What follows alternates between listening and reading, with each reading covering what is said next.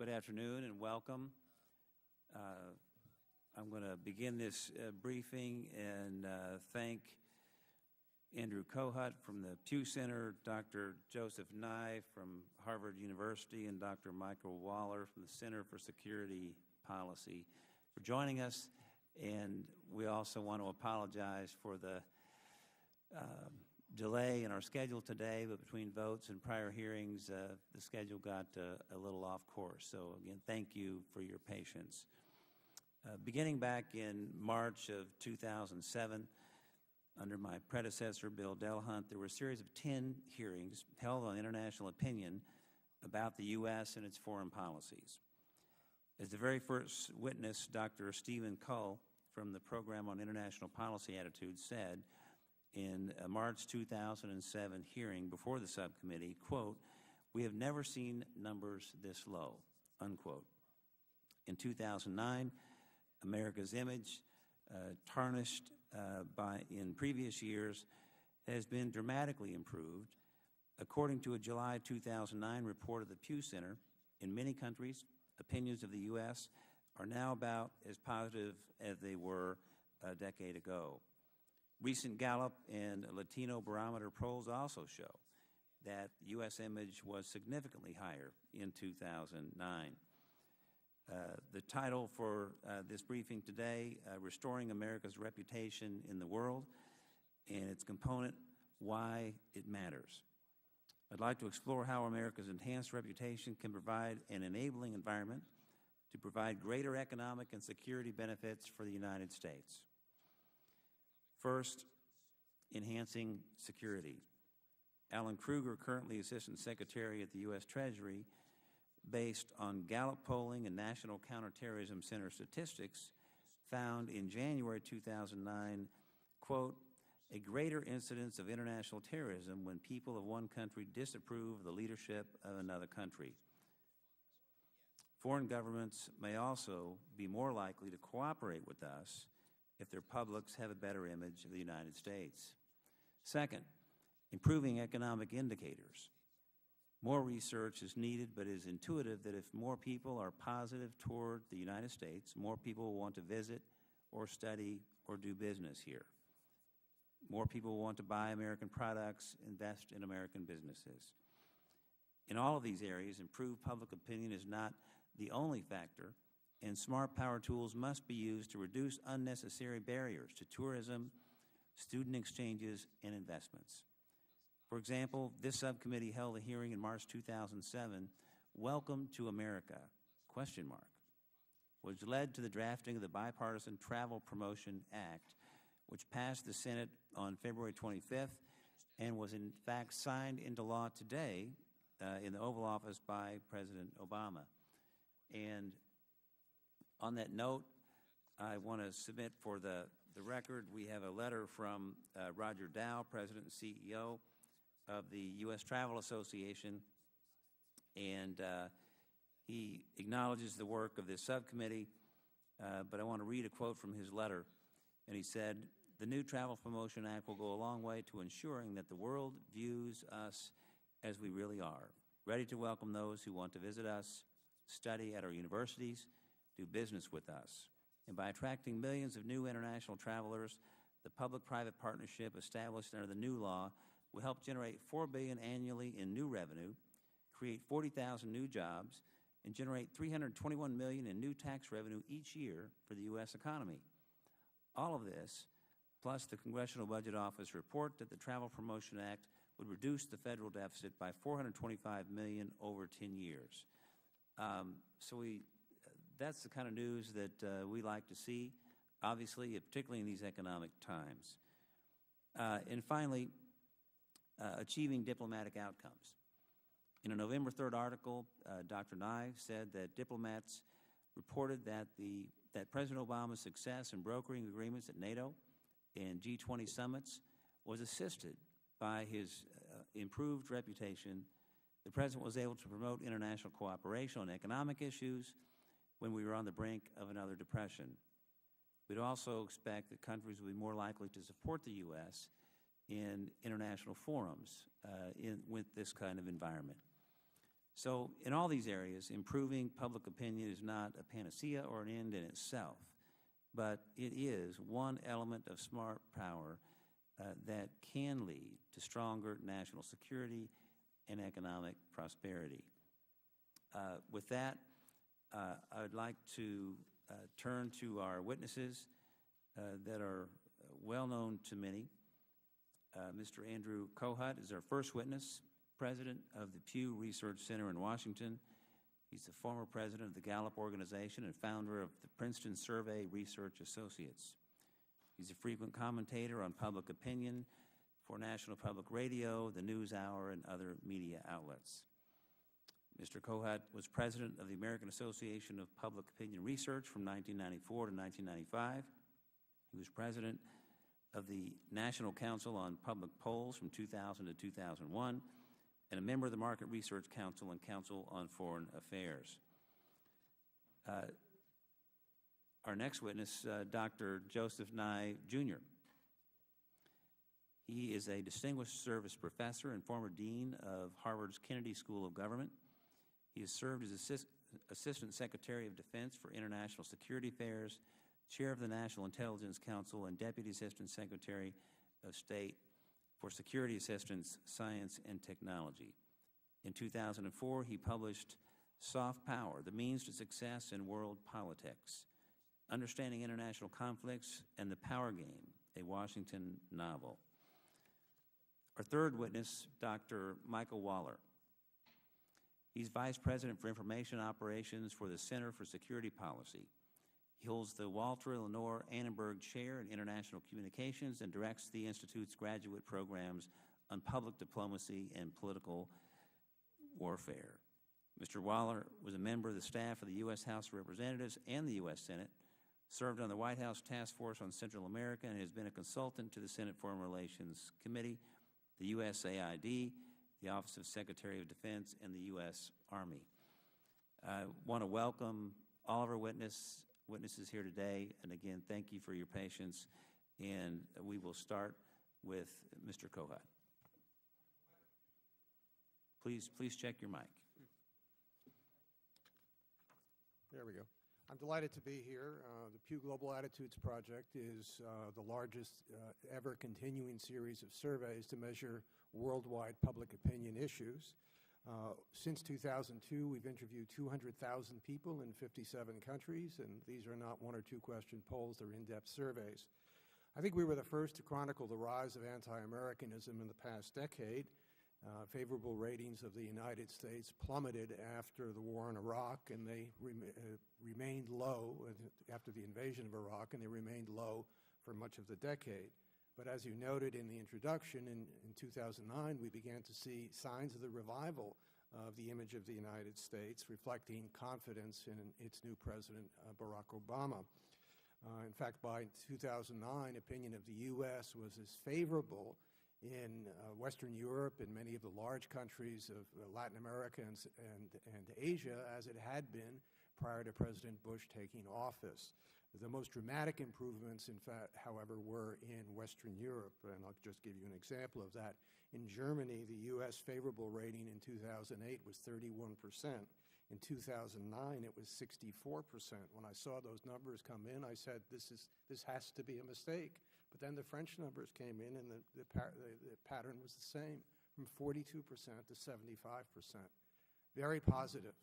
But as positive as the numbers were in much of the world, there was little indication of a better opinion of the image of the United States in the Muslim world, I'm sorry to say.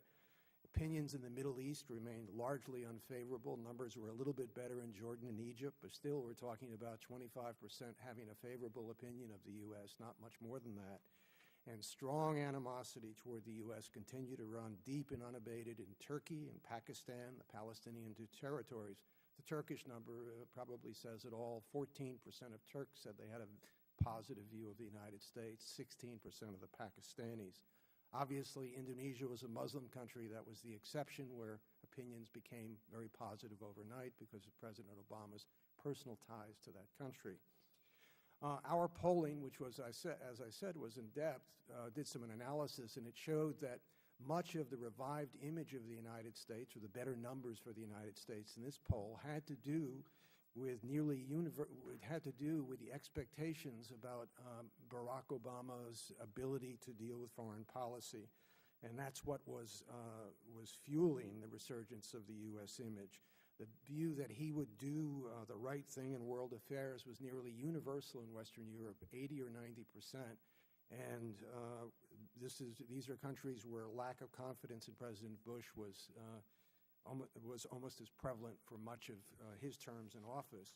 Even in the Muslim countries, we saw Obama get reasonably good ratings, 42% in Egypt, 31% in Jordan. More generally, the poll found that approval of most of Obama's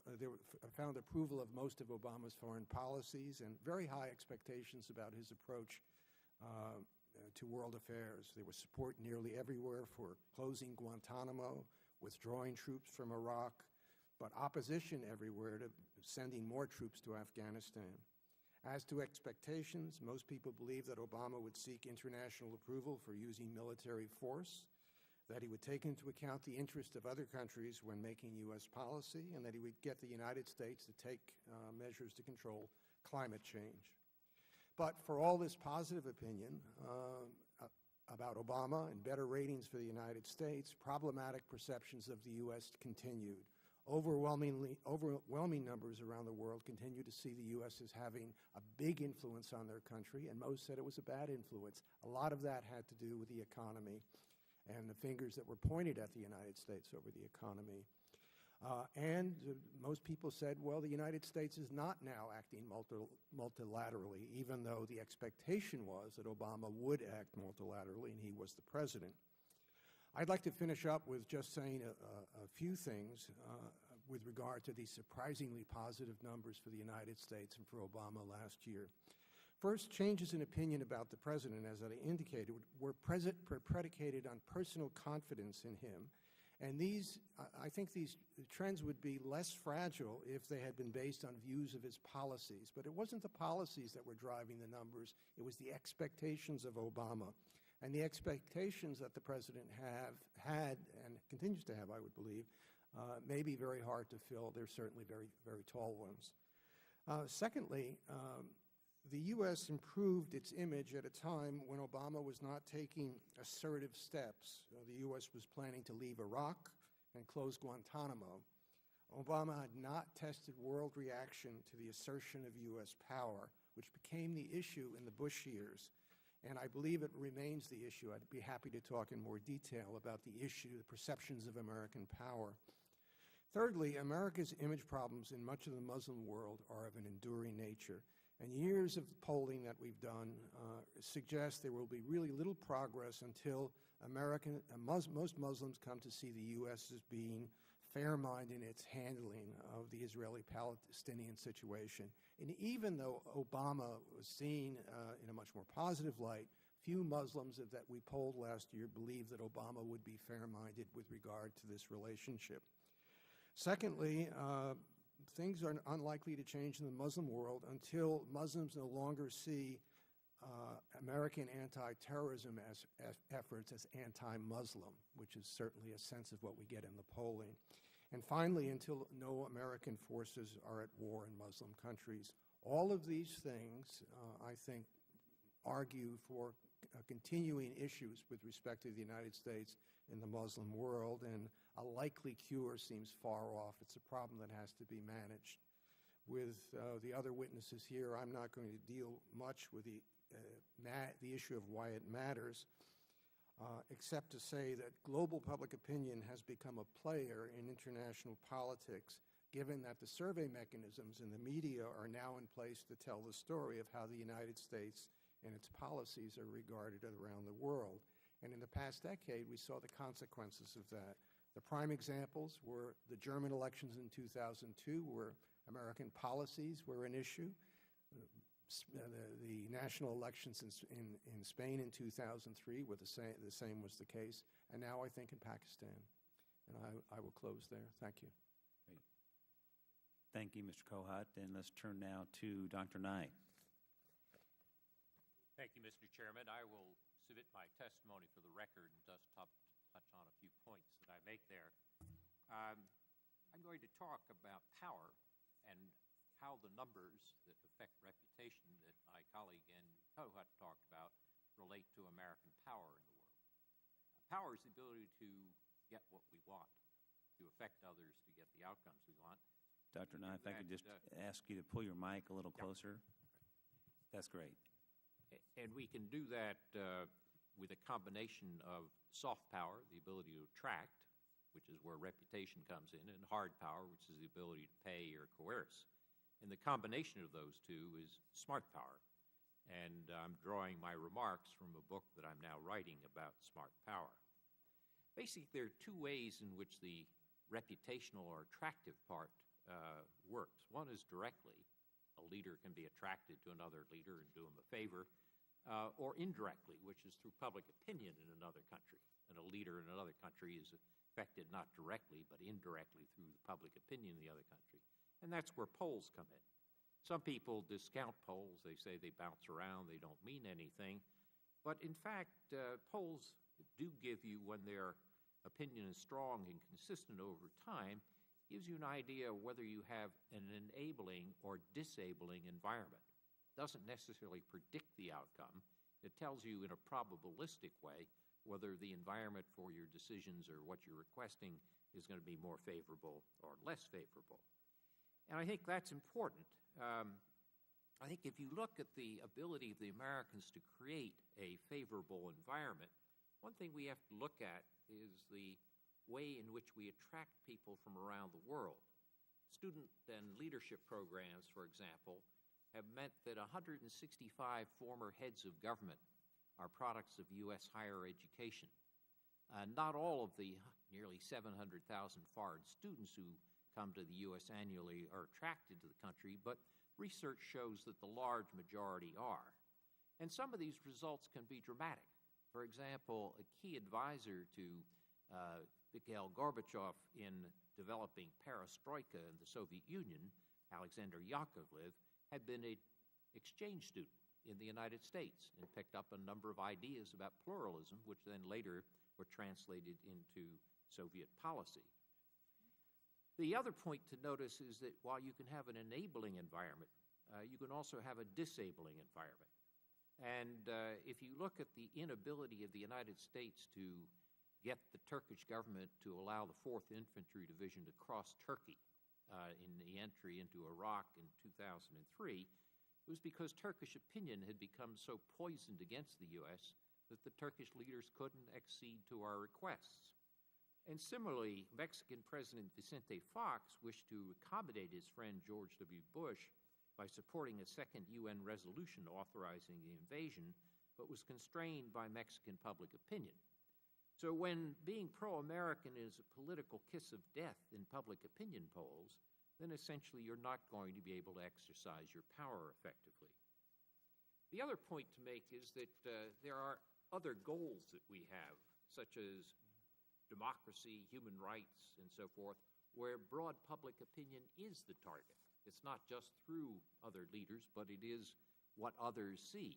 For example, a Norwegian scholar has said that the great influence of the United States after World War II was the export of federalism, democracy, and open markets. And he called the result empire by invitation, that the United States was there because people wanted what we stood for. Now, interestingly, in recent years, military analysts have been trying to develop theories of counterinsurgency, which do indeed combine both hard and soft power into a smart doctrine. For example, General Petraeus has said, and I quote him, "We end up paying a price for expedient measures. Abu Ghraib and other situations like that are non-biodegradable. They don't go away. The enemy continues to beat you with them like a stick." And in Afghanistan today, we see that the Taliban have embarked on a sophisticated information war using modern media as well as some of the old-fashioned ones to soften their image and to win favor with local Afghans as they try to counter America's new campaign to win Afghan hearts and minds.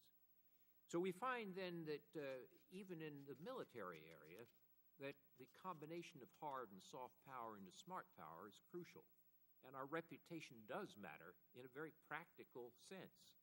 As the Australian expert on counterinsurgency David Kilcullen notes, and I quote him, "This implies that America's international reputation, moral authority, diplomatic weight, persuasive ability, cultural attractiveness, its soft power, is not some optional adjunct to military strength. Rather, it is a critical enabler for a permissive operating environment, and it's also the prime political competence in countering a globalized insurgency." There are a variety of resources that can be converted into soft power, for example, culture, values, legitimate policies, a positive domestic model, a successful economy, competent military, and others.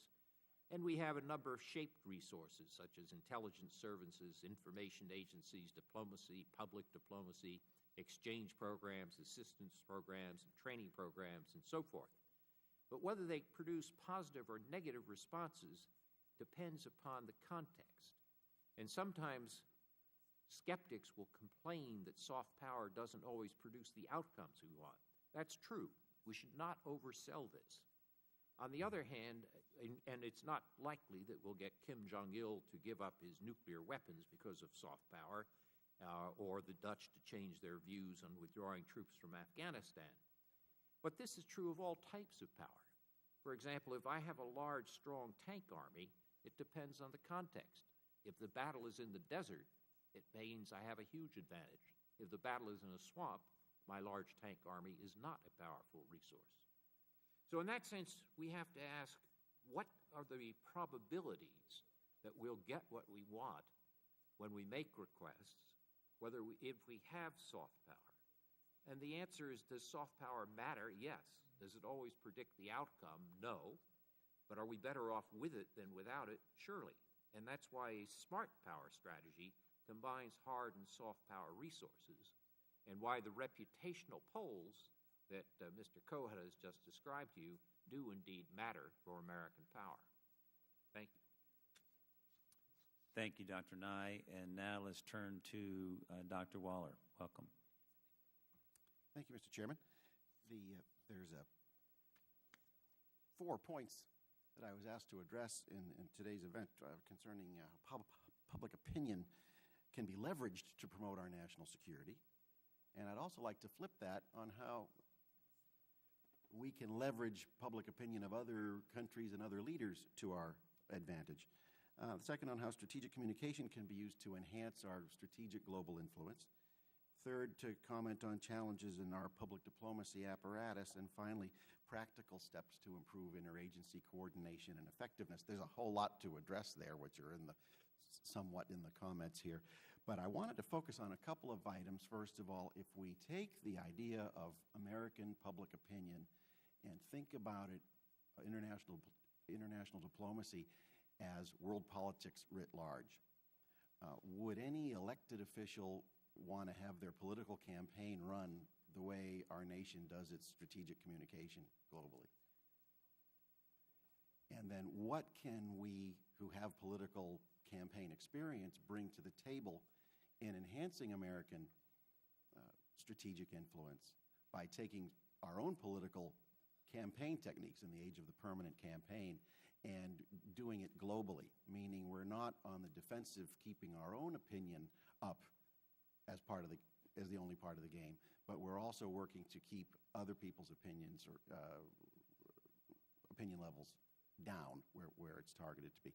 So in a sense, despite the popularity of our president now, we find that he's still disabled when it comes to persuading, say, the Olympic Commission to entertain the idea of having the Olympics in Chicago, or our Secretary of State now in Brazil on a pretty reasonable goal of working toward getting Iran to stop its nuclear program and not getting support from a major country like Brazil. We're still hamstrung in a lot of ways because we don't have the permanent campaign of public diplomacy and strategic communication going on in the background to work elements in those countries sympathetic to us. If not some sympathetic to our country or our goals, some sympathetic to our president as a person or a particular policy at hand. But we lack that. And we're seeing this lack of that with a tangible effect on, say, the war in Afghanistan, where now we've had 2 NATO governments collapse over the Afghanistan issue, and they're pulling out forces, meaning we're going to have to be carrying a heavier load than we might have anticipated. So we're not even working our allies to buck them up and to buck up their domestic opinion of the war effort. So, but much of what the country needs requires a legislative solution, but a lot of it doesn't require a legislative solution because really, as our chairman of the Joint Chiefs of Staff has said, strategic communication is a state of mind.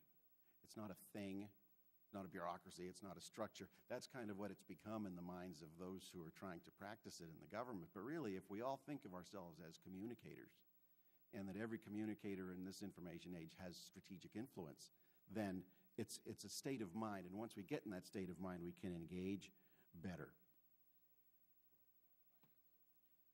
Thinking of the political action component, think of a campaign where you have your own positive campaign. That's what we do in public diplomacy as well. But there's also a negative campaigning that's really advantageous in a political campaign that we really don't do that well abroad.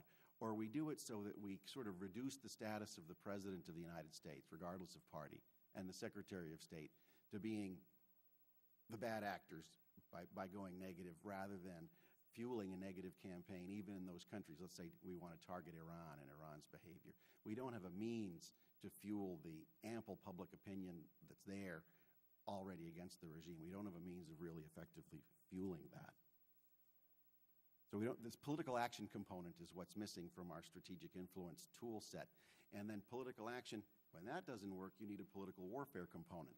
Getting really tough. This is the hard edge of soft power, or the softer edge of hard power. I don't know what it is yet, but it's something like that where we really lack that.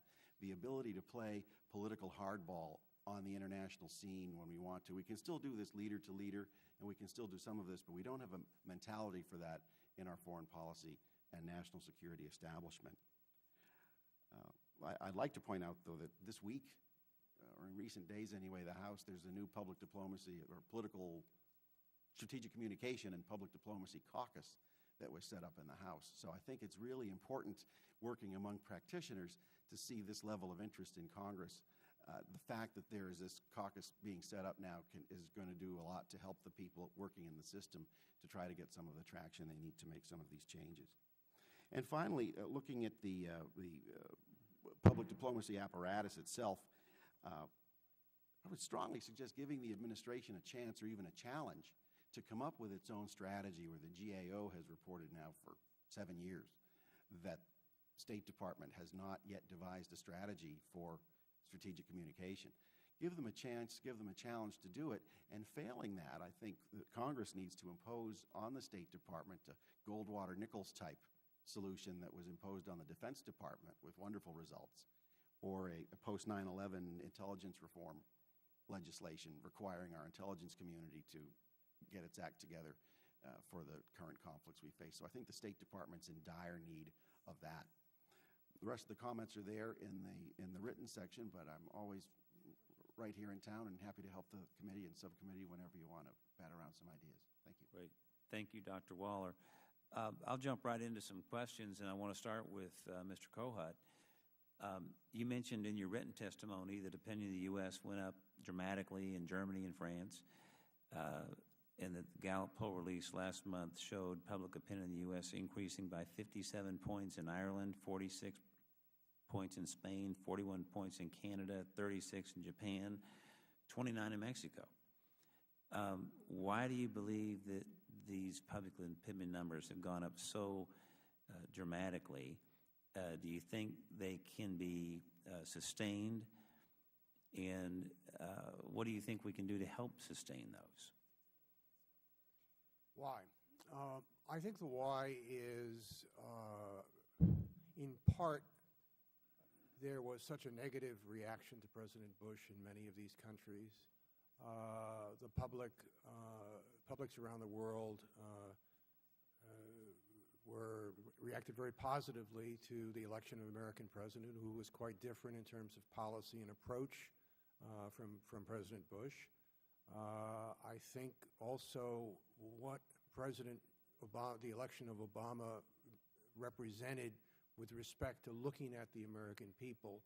We found in surveys in Western Europe in particular, many people saying the Americans elected a member of a minority. It couldn't happen here. So his election said something about the United States above and beyond how people felt, to many people, above and beyond about how people felt about President Bush and President Obama. As to sustainability, I have to say I wasn't a very good guesser as to what would be the public reaction to President Obama's impact on the image of the United States. I didn't think the numbers would go up this much because they had been so low for so long.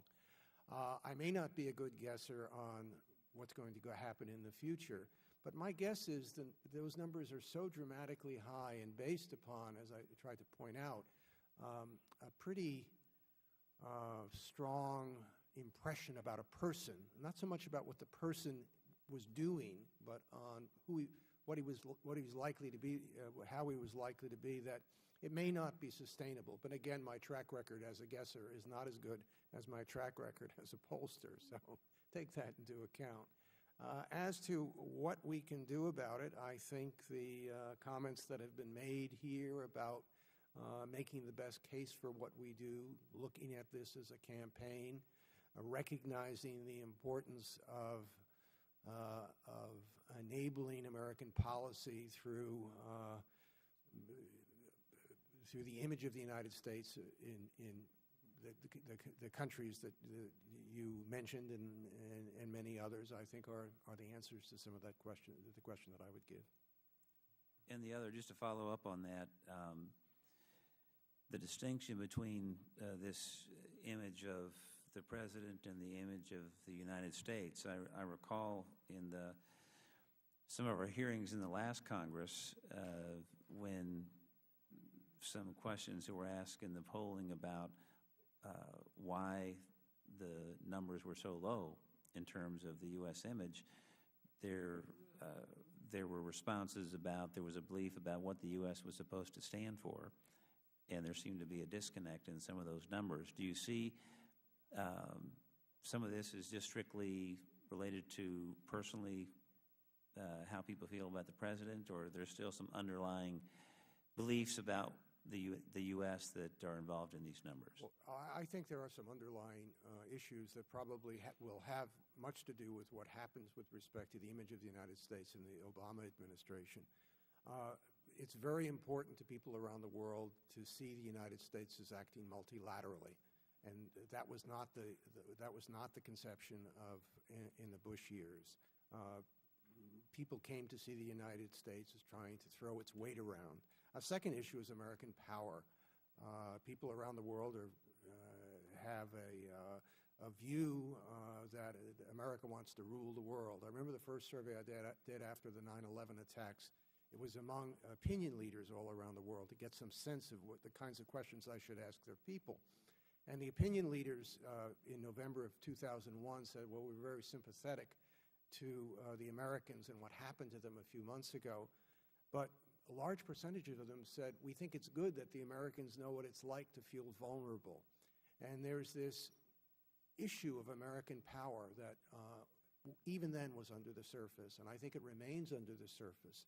And how the public reacts, how people around the world react to President Obama when he asks for more troops in Afghanistan or other tough things, I think will speak to how well he's managing people's concerns about our power. Just simply, many people around the world think the United States wants to run the world. Look deep in underneath many of the questions. That's what we've asked, and that's what you'll find. Let me next turn to Dr. Nye. In a November 3rd article, you stated that soft power can create an enabling rather than a disabling environment for policy. Diplomats report that Obama's success in brokering agreements at NATO and G20 summits were assisted by his popularity. Would you be able to address this and discuss other specific examples of security or economic agreements that may have been helped by an improved presidential or U.S. image? The reference I made about G7 and G20 meetings was described to me by diplomats who've been present. In addition, there was a story in the New York Times which talked about how Obama, after he pleaded with his fellow leaders to increase their spending on humanitarian programs, was able to persuade them. So there is some evidence of that. But we have, in effect, a natural experiment about how important this is or is not.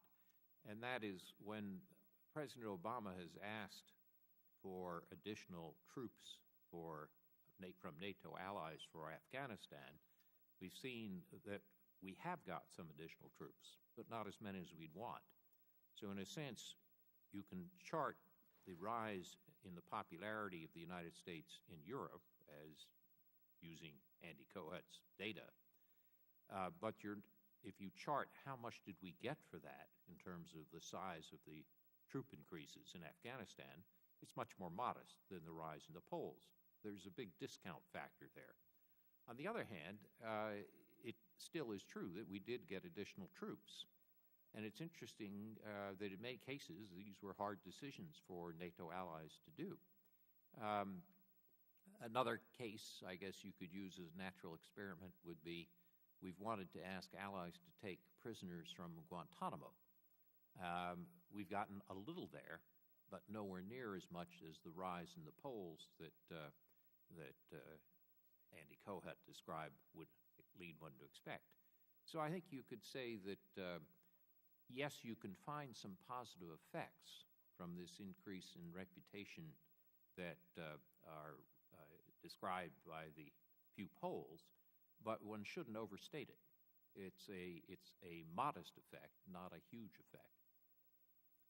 And what about the impact on other activities? You specifically mentioned in your testimony the number of current and former heads of foreign governments that were products of U.S. higher education.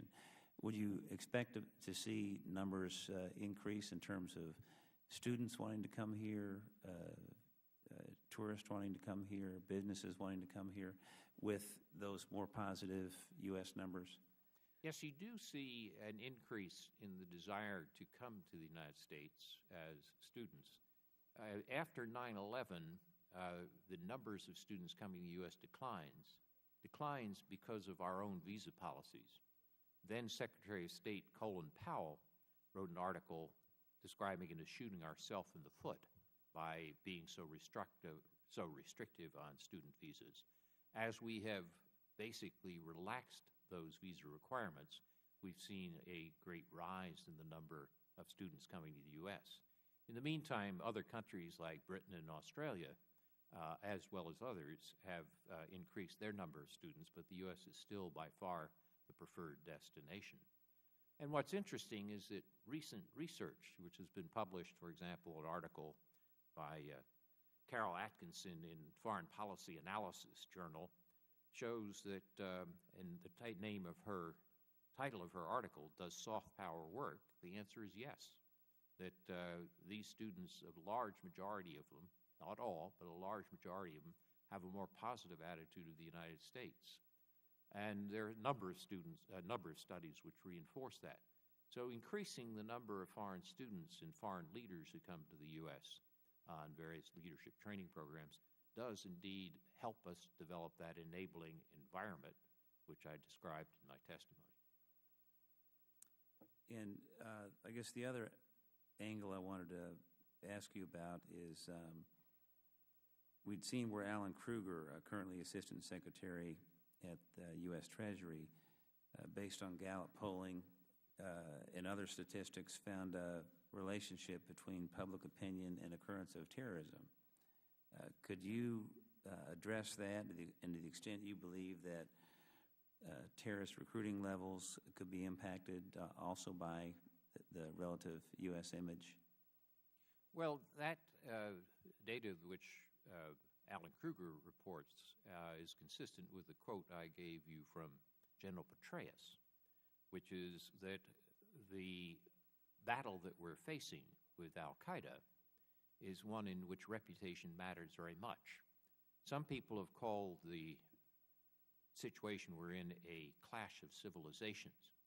It'd be better to understand it as a civil war within one civilization, Islam, between a small minority who want to use force to coerce the majority toward their view, and a much broader mainstream which has a diversity of views.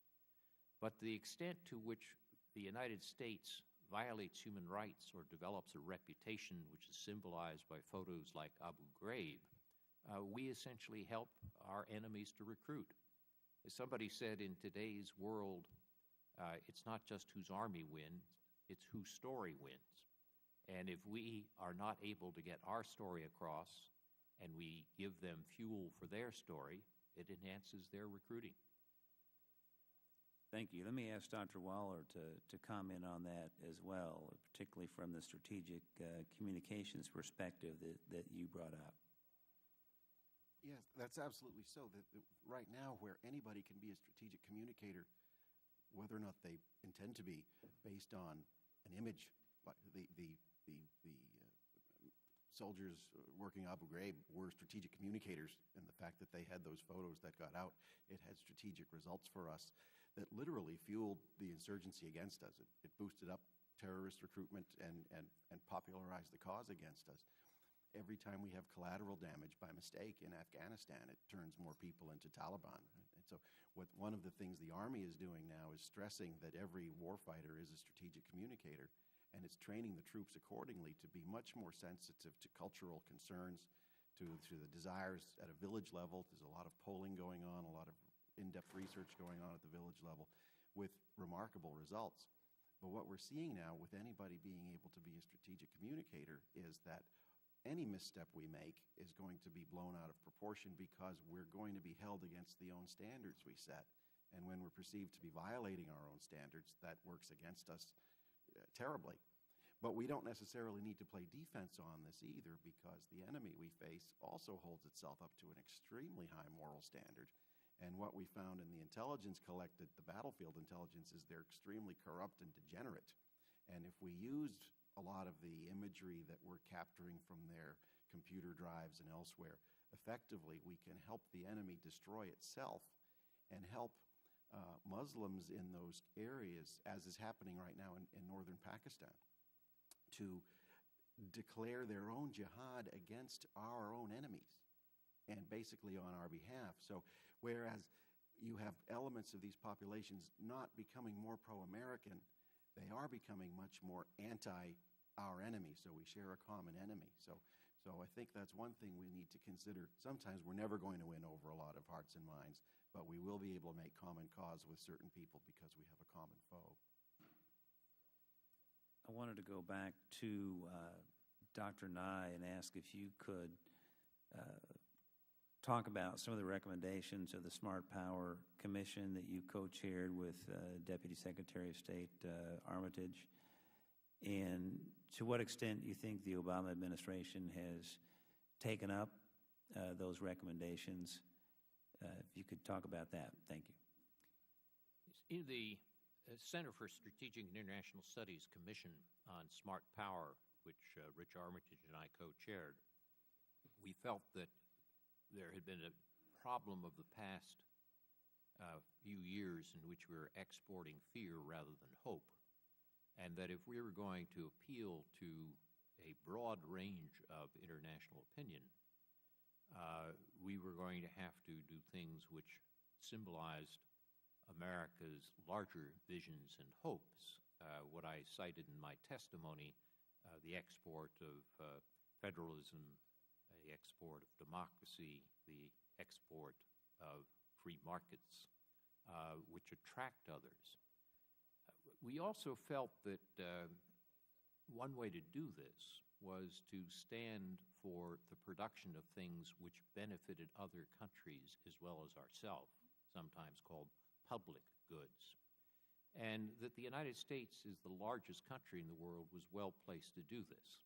Things like dealing with energy and climate change issues, things like dealing with international development, dealing with global pandemics, global health initiatives. These were things in which we could serve our own national interest, but also serve the interests of others at the same time. So the Commission recommended that these should be high priorities for the administration, which at that time we didn't know what the administration would be, Republican or Democrat. It was a bipartisan commission. But whatever the administration is, we felt that this should be the agenda. I think the Obama administration has, in fact, lived up to that. I mean, if you look at many of the programs that they have initiated, they indeed are consistent with the kinds of recommendations that we had in the report of the Smart Power Commission. Thank you.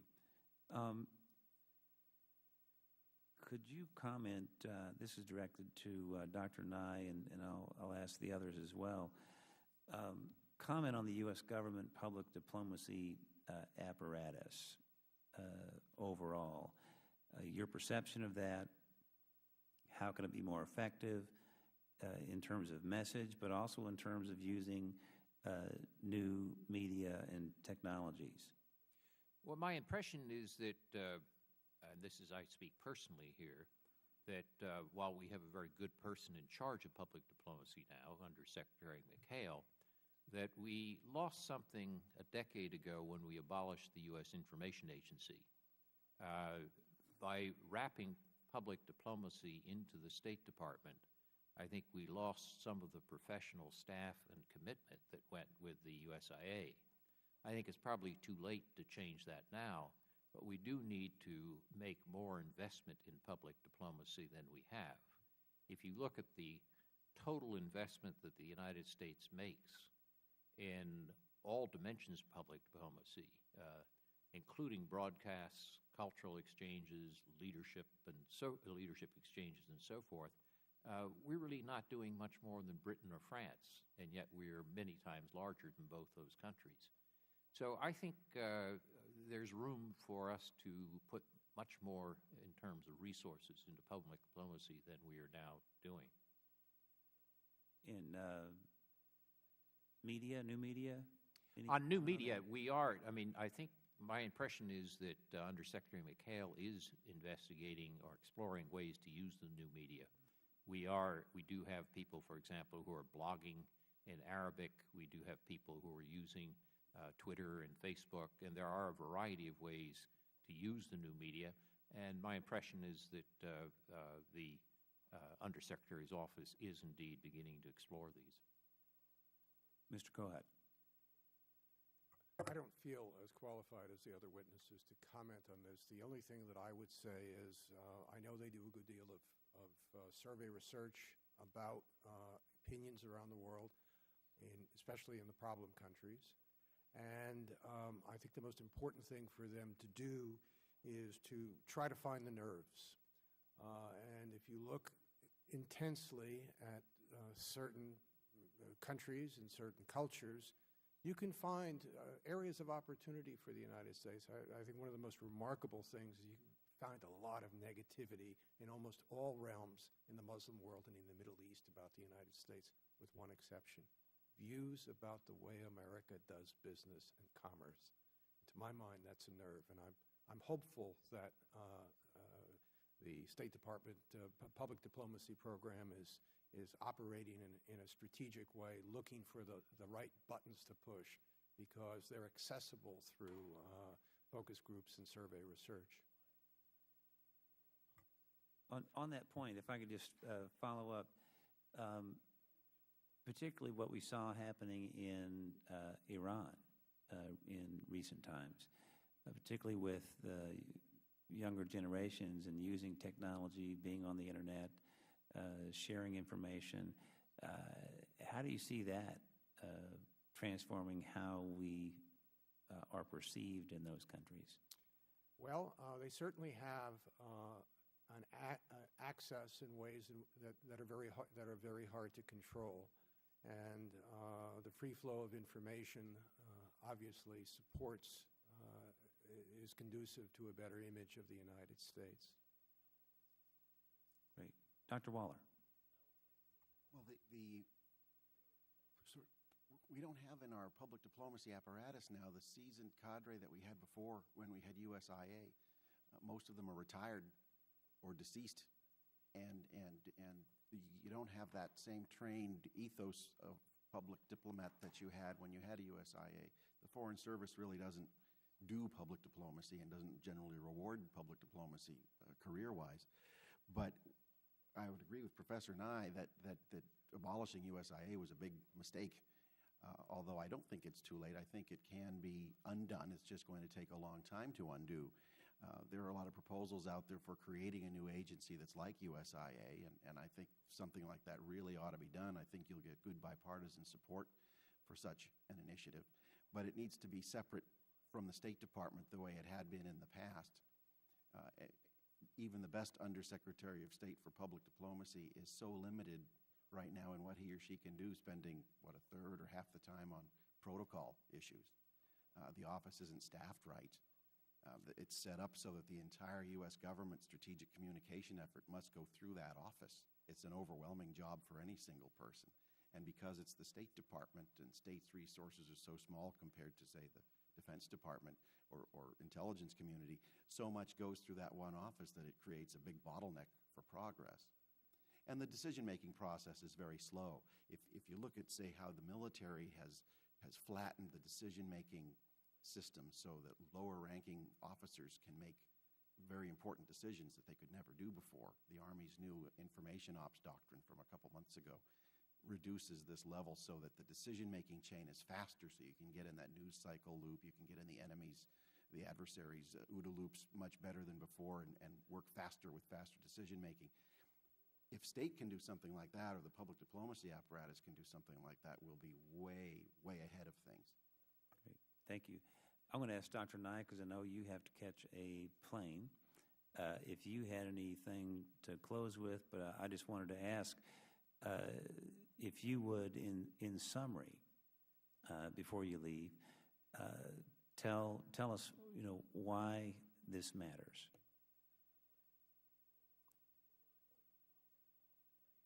To try to summarize, I think the data which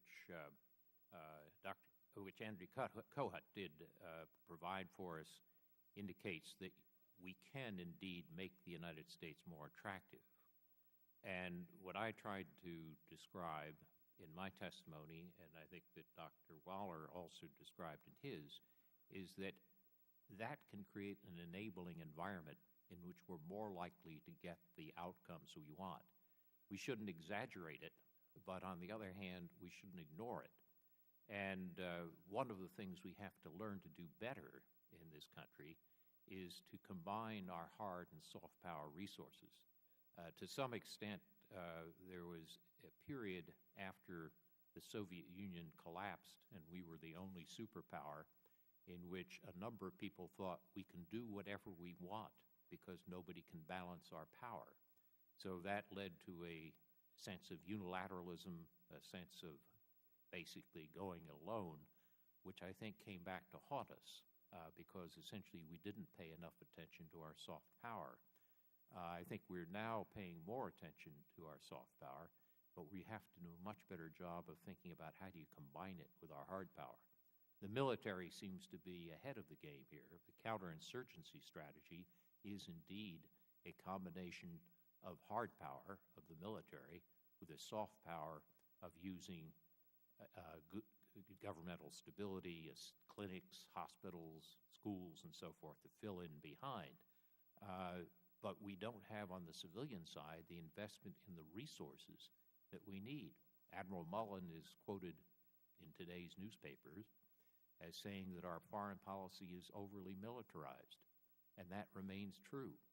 I used to be an Assistant Secretary of Defense. I have great respect for the Pentagon and for the military. But it's also true that we have a government in the United States which has one giant and a lot of pygmies. And until we start supporting the civilian side more fully, we're not going to be able to do what Admiral Mullen asked for and what Secretary Gates has asked for.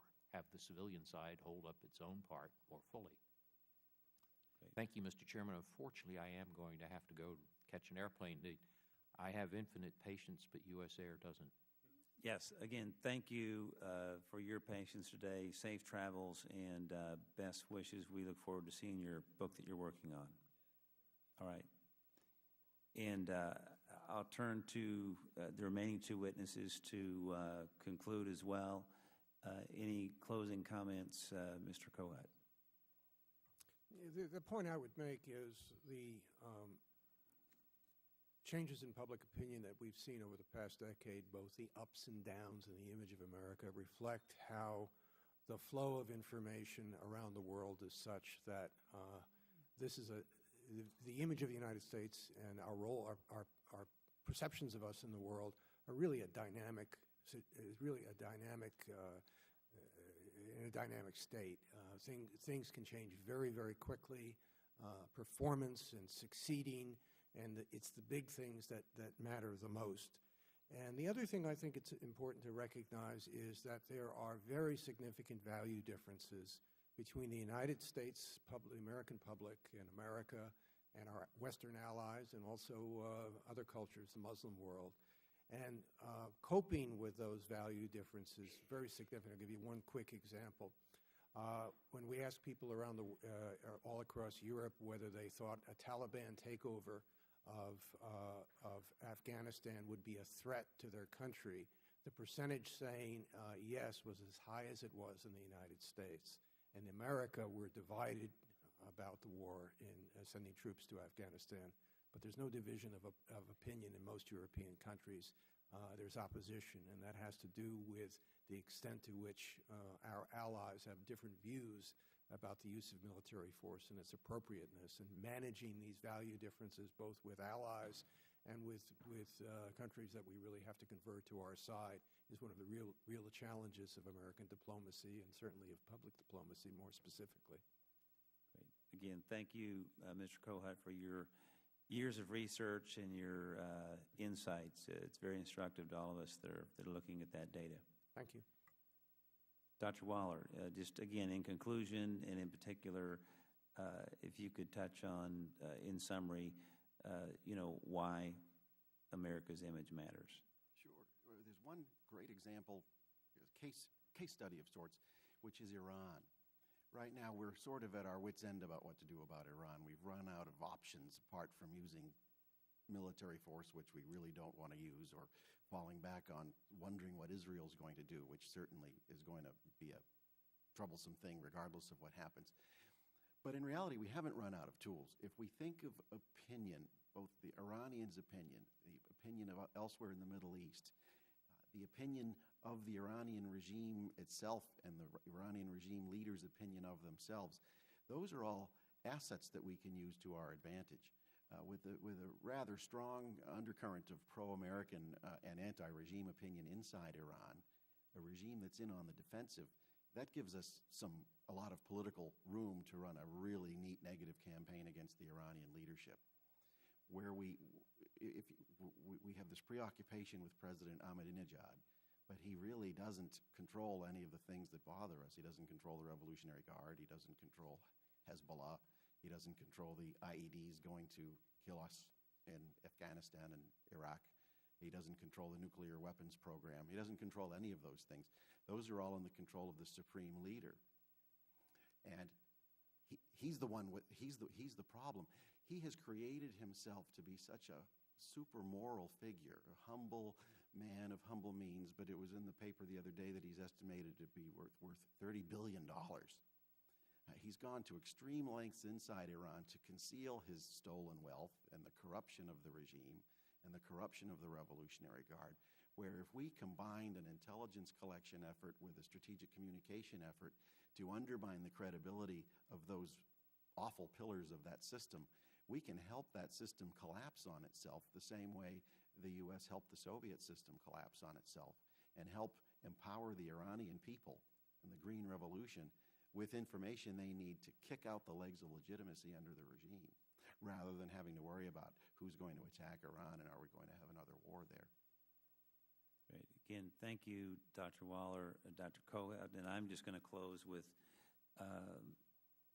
quoting from an article that came out the end of last year out of Foreign Policy magazine, written by Simon Anholt, talking about the Nation Brands Index, another measure of international perceptions among 50 countries, by polling between 20 and 40,000 people in 20 to 40 countries.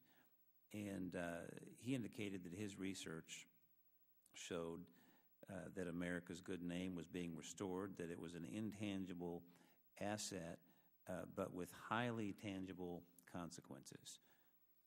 And he indicated that it mattered because countries with a powerful positive image find it easier to attract tourists, investors, donors, talent, respect, and attention of international media and foreign governments.